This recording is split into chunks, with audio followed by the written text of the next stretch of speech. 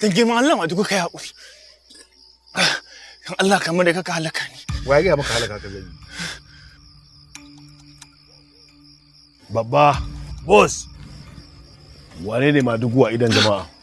Madugu wani mutum ne mai kima, mai daraja, wanda yake ƙaunar talakawa, su ma kuma talakawa suna ƙaunarsa.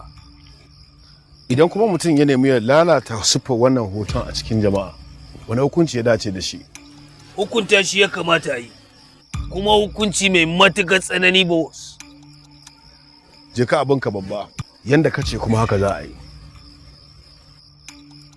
Madugu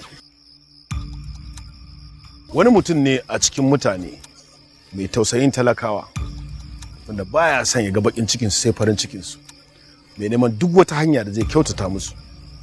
Gashi kuma kai kuskuren sanin wani ɗan kaɗan daga cikin sirri na wanda bai kamata ka sani ba. Kuma gashi yanzu kai kuskuren saba alƙawari da muka yi da kai.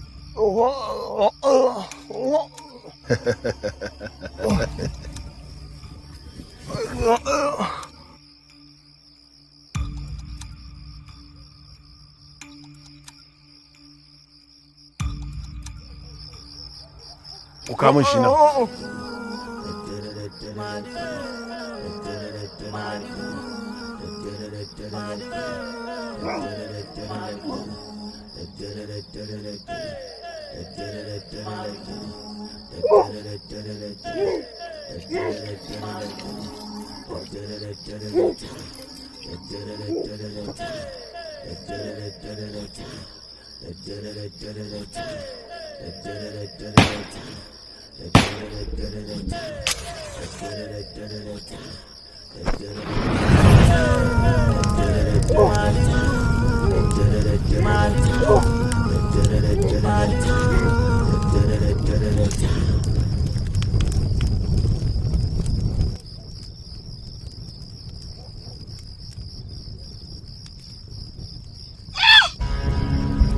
Babba! Boss!